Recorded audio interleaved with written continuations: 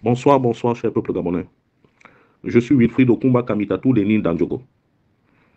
Ce soir, je dépose mes valises dans la principauté d'Ongoni, dans le département de la Kabylie-Olo, où règne un monstre froid, un certain Firmin Gari, de son nom de musulman Idriss, donc Idriss Firmin Gari.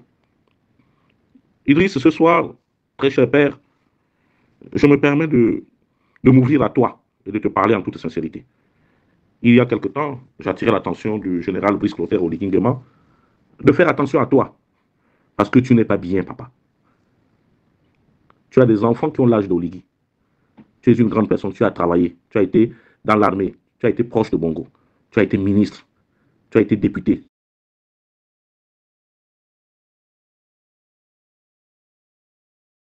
Tu as été même au bureau de l'Assemblée nationale. Tu as une retraite parlementaire assurée. Dans la vie, il faut savoir prendre du recul.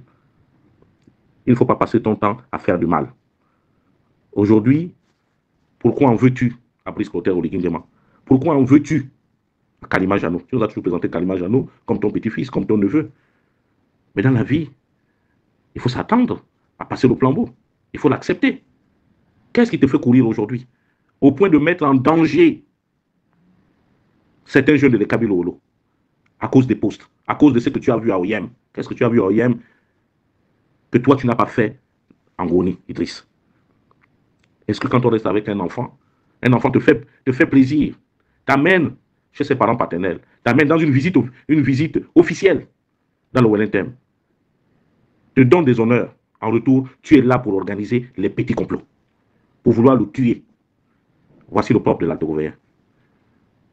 La mort ne vient jamais de loin. La mort ne vient jamais de loin. Kalima t'a fait quoi? Mais c'est toi qui as préparé Kalima. C'est toi qui as tout donné à Kalima. Que reproches-tu à Kalima Janou? Kalima Janou a été mis en prison. C'est toi qui l'as sorti de prison. Pour les malversations que vous avez eu à faire ensemble. Chez vous en Goni, on peut voler, on peut faire la prison, on peut être ministre, ça n'émeut personne. Mais alors, pourquoi les mêmes familles en Goni? Pourquoi pas les autres? Nous avons en partage une province, le Haut-Ogoué. C'est quoi Idriss? Regarde. Aujourd'hui, tu fais feu de tout bois. Tu appelles le Congo pour qu'on t'aide à faire un coup d'État. Tu montes le pauvre Vivien Oyini, aujourd'hui qui est en difficulté. Que normalement, Oligui, s'il est prudent, doit l'envoyer dans un autre corps. Vivien Oyini, aujourd'hui, il était aux premières heures du coup d'État. Aujourd'hui, il est réduit à sa plus simple expression. Parce que toutes les fiches montrent que tu travailles avec lui pour qu'il puisse tuer Oligui. Est-ce que c'est bien comme ça? Idriss Ngari. Le dernier conseil des ministres, là, on a vu, il a nommé certains de tes enfants. Mais il faut savoir prendre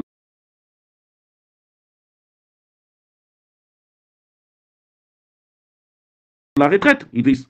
Pourquoi nous qui n'avons pas été ministres, moi, ça fait 13 ans que je ne travaille pas. Pourquoi je ne fais pas feu de tout bois?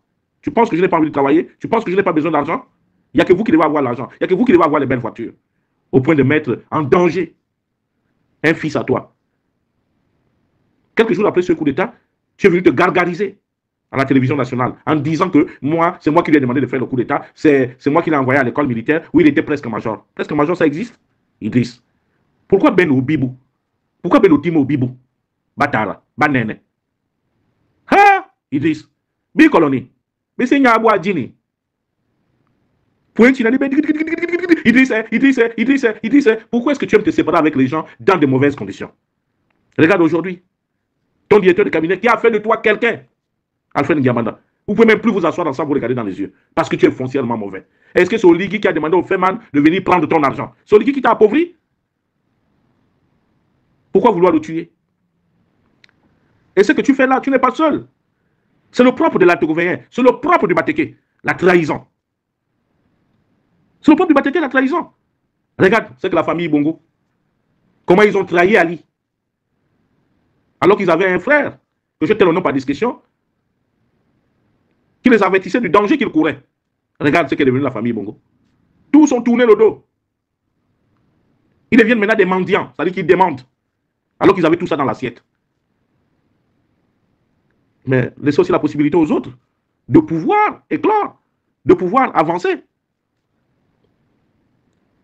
Moi, je ne suis pas un fervent supporter de Brice Clotaire Oligui Nguema, le président de la transition. Mais je dis, il y a des choses que je n'accepte pas. Ils disent, on ne fait pas comme ça. Arrête tes velléités de coup d'État là. Tu n'as plus l'âge. Je ne voulais pas rentrer dans ta vie privée. Ouais, souffrir mon caillancoulou. C'est que les gens appellent vulgairement la prostate. Donc tu es pratiquement à la titre de la mort, très cher père. Le peu de temps qui te reste, organise ta famille. Laisse Jeannot Kalima tranquille. Tu ne peux pas diviser toute une contrée, toute une province à cause de tes velléités. Il dit, si tu étais là, tu avais de l'argent. Les frères sont venus te taper le ventre au sol là, en te faisant croire que tu étais la personne idoine pour pouvoir prendre le pouvoir. Tu n'as pas pu prendre le pouvoir. Donc laisse l'enfant.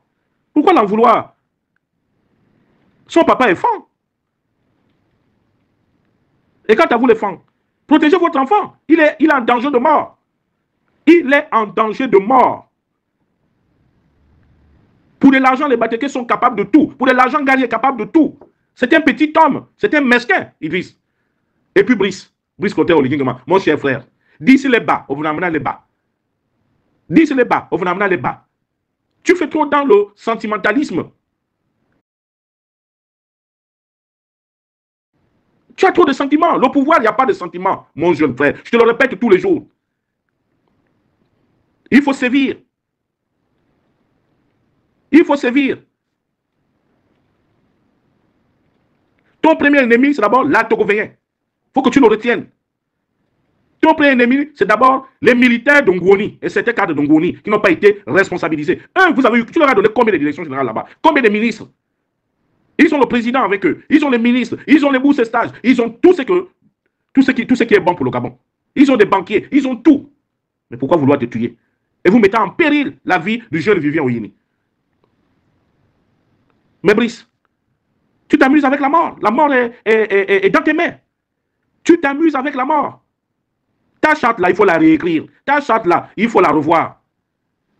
Le jour où tu as mis que ne peut être président de la République que celui qui est de père et de mère gabonais, ou bien celui qui a la femme gabonaise. À partir de ce moment, tes ennuis ont commencé avec Vivien Oyini. Mais pourquoi tu ne l'as pas donné le grade de général? Donne le grade de général, affecte-le ailleurs. Pourquoi tu te crées des problèmes? Maintenant, aujourd'hui, on le manipule. Les armes rentrent. Plusieurs contingents de la GR sont là. Mais toi, sécurise-toi, réorganise les sections de la GR. Mais les gens qui te sont proches, que Balekidra ouvre les yeux. Il dit, c'est toi, Massa. Qu'est-ce qui ne va pas Idriss avec l'enfant? Tu es à gauche, tu es à droite, Idriss. Il te doit. Il a fait le coup d'état là, c'est toi qui lui as demandé de faire. Mais laissons-le avancer. Laissez-le. Moi, chaque fois qu'il commet une erreur, moi, j'essaie de le regarder en tant que... Je ne l'en veux pas. Tu penses que moi aussi, moi, Wilfried Okumba, Kamita, tous les Lénine dans Djogo. Tu penses que moi, je n'ai pas besoin de travail? Tu penses qu'il n'y a que toi, tu es plus parenté à Oligui que nous autres là? Tu vois, moi, ça. C'est quoi, Idriss? C'est quoi? Il est obligé de nommer tes enfants? La plupart de tes enfants sont des fonctionnaires. Mais nous, quand on a gravi les échelons dans les différentes administrations où ils se trouvent, pourquoi la nomination devient maintenant, elle est importante? L'une de tes filles, là, la fille d'Onanga, là, si on applique les choses, cette dame-là devait être en prison.